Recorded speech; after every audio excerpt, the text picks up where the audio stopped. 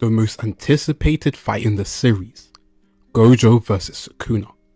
The build up for this fight has been perfectly done, from chapter 1 when Gojo flexes on one finger Sukuna and Yuji asks him if Sukuna was to get his full power back, would he win? Gojo responds with, "I will win." Sukuna later vows to kill Gojo once he gets his body back, and with chapter 221, we've seen both combatants reaffirm their initial reaction to defeat the other character. But who will win this clash? First, let's look at the narrative theme surrounding this clash. The battle of the strongest. Both characters have been deemed the honored ones, but now what does it mean to be the honored one? Is it strength? Is it mindset? Or a combination of both? The original quote originates from the Buddha, and after being born, the phrase was created and was to indicate a transcending of humanity. Yeye said in an awful comment, the phrase was used by each of these characters in egotistical sense. In my interpretation, it is to portray to us as the audience that they have transcended above the conventional power in the world as they are far beyond. But it also dwells into a mindset that has allowed them to become the strongest. Both characters are arrogant, selfish, and driven purely by their own goals. But more than that, they contrast in their idea of being the strongest. Gojo, even with these traits aligned to his character, shows genuine care for the people around him and is not as ruthless as someone as Sukuna. Moreover, his general goal of having strong allies to change the Jujutsu world and his compassion for his students differs from the King of Curses, but is rooted in his loneliness of being the strongest. And this is further shown with Gojo's quote, "Being strong is not enough to save those who do not want to be saved." Now from the Urazu fight, this theme of loneliness seems to be even more prevalent, in which Urazu hinted at the idea Sukuna, the King of Curses who operates on only his pleasure and displeasure, has been devoid of his love of battle due to being too strong.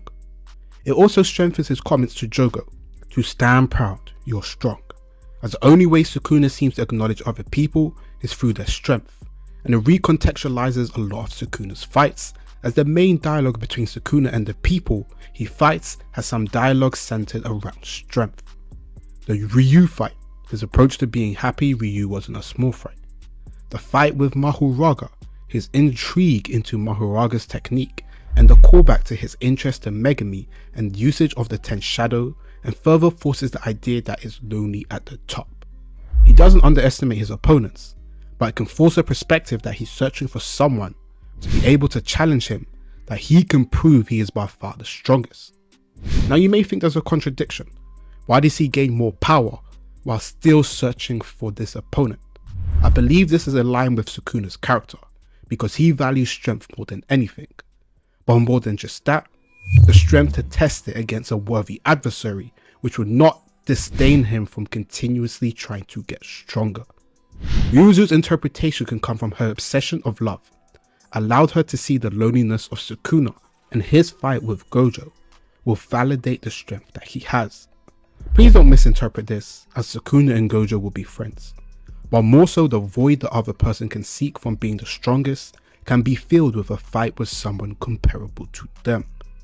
More so than that, it can challenge both ideals of what it means to be strongest. And can you have attachments and still be strong enough to fight against anyone, such as Gojo, or do you have to be devoid of humanity to be the pinnacle of strength as the King of Curses? Gojo thinks having allies close to his level is true strength, and prevent the feeling of being lonely, while Sukuna thinks the flocking of people together stunts a user's growth. So whose version of strength is correct? And that answer we will find out in this clash. Before I say why Gojo and Sukuna can win independently, if your reasoning is because Gojo said he'll win, what are we doing? Sukuna said he'll kill Gojo. Both characters vowing to beat the other is not enough to see who will win, and let me quickly break it down.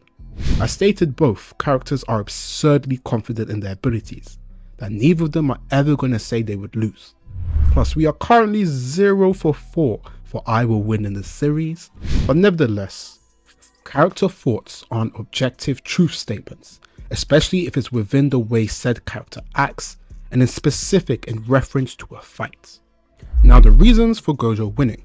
If Gojo doesn't beat Sukuna, who else will? The series has had great setup for this fight, and purely from a power scaling perspective, Sukuna and Gojo have been used to be the power ceiling. The idea of anyone else getting close to their level doesn't seem very realistic, especially with the current time frame of JJK soon to be ending. This gives a greater emphasis on Gojo being the one to defeat Sukuna, with his students being focused on defeating Kenjaku. This aligns with his ideas of having strong allies to support him while preventing a potential undeserved power up from the main cast. Gojo's final role. With Gojo being absent throughout the series, his final role has been designated to fight Sukuna. Everything has set this up, with Gojo being too strong. Him fighting Sukuna keeps the stakes dramatically high while showing the reason why he was sealed in the first place. We have not seen Gojo go all out. By Sukuna being the one to allow him to demonstrate his strength, we can see the full capability of the Honored One. Moreover, he could be the one to save Megumi. My guess in the next coming chapters, they will make a plan to try save Megumi, and Gojo will play a big part to play in said plan.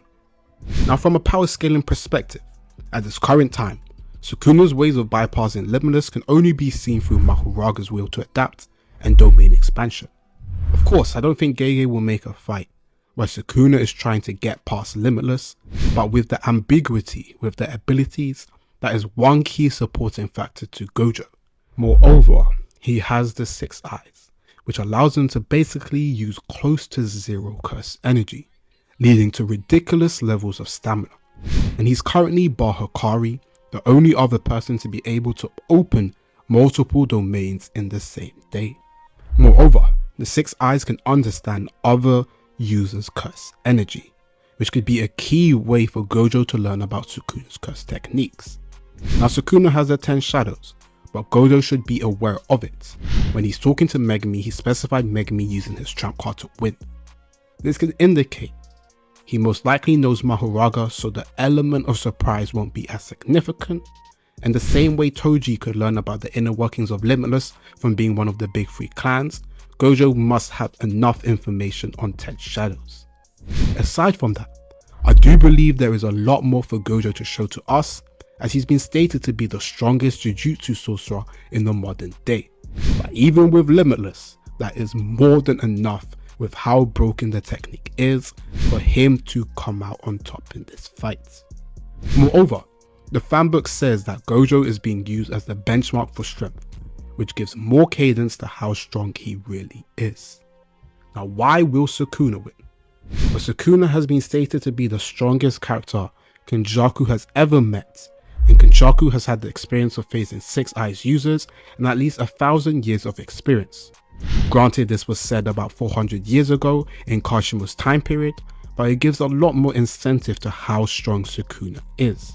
In addition, he was crowned the strongest in the strongest era of Jujutsu that narratively gives him more push to be the stronger combatant. More than that, his barrier usage has been deemed comparable to Jinjaku, who is the 2nd best barrier user, and it was stated to be a divine technique. He can also open his domain expansion barrier, and with an added binding vow can increase the range. His Jujutsu knowledge is insane. We are still yet to learn what true Jujutsu is, indicating there's more secrets to the power system that us as the audience still don't know. He has the capability of more curse techniques, and as we've seen with Cleaving Dismantle and the Fire Arrow, which were techniques stated in the fanbook that imply they are techniques that will destroy the enemy in an instant. Shout out Ryu and Jogo. Moreover, it indicated he has at least 2 techniques, meaning there could be a whole arsenal of abilities to come out on top of 10 shadows, which just means his bag is insane. Sukuna's true purpose. Now this is headcanon, but my assumption from what we've got with Sukuna is that his reasoning for coming back is to reignite his love for battle. As mentioned, he's shown to enjoy himself when he fights. A lot of his praise or recognition of others come from their Jujutsu ability. So by Sukuna killing Gojo, he can satisfy that need to prove himself against an adversary comparable in his strength, and it could be the final completion of his character. A character who shares similarities and loneliness in being strong as Aizen, Aizen ended up wanting to lose his powers because no one could understand him.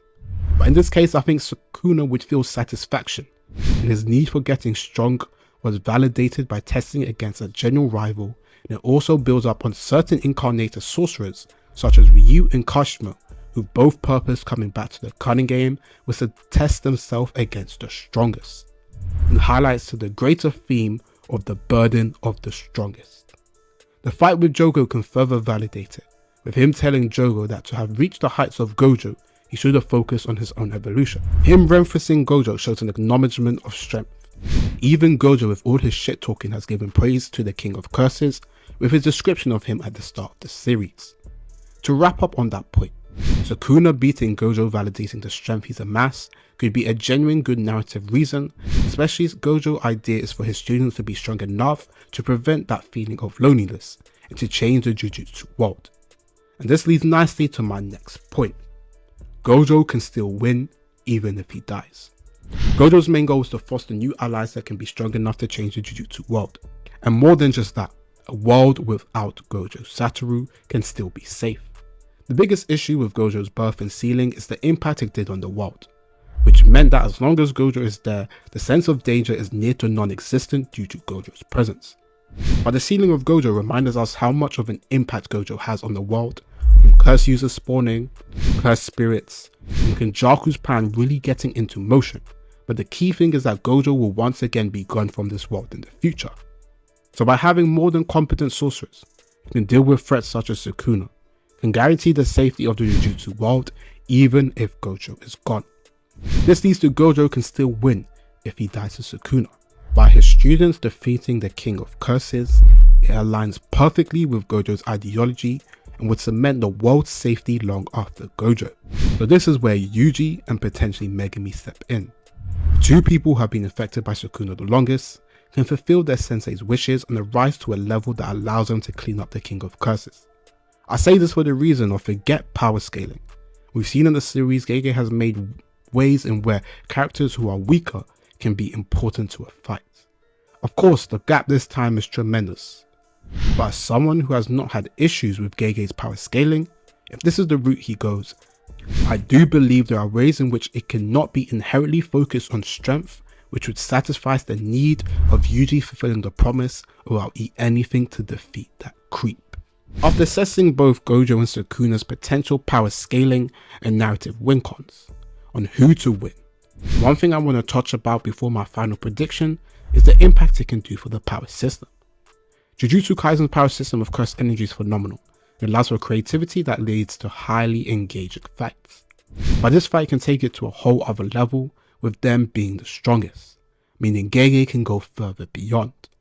Gojo with the 6 eyes being able to understand cursed energy to an atomic level, versus the person who knows true Jujutsu, and the knowledge of cursed energy is only rivaled by Kenjaku. The impact this can do as cursed energy as a power system is amazing. It can give us workings of the ceiling of cursed energy.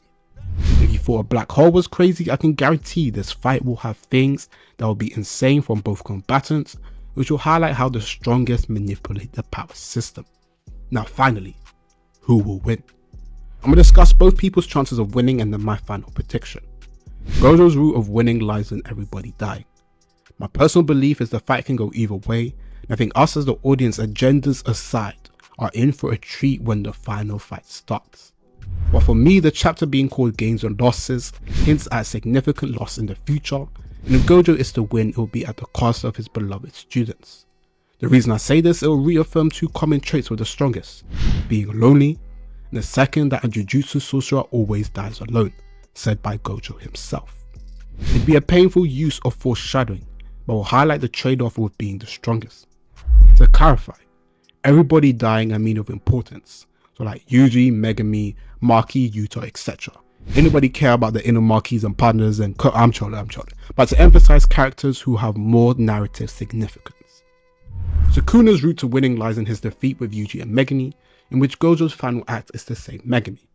Currently we know Yuji has plans to save Megumi, but we are unaware of what they are. More so, I don't believe Gojo, if he loses, will accomplish nothing of significance, and will give our 2 main characters bigger incentive to take down Sukuna.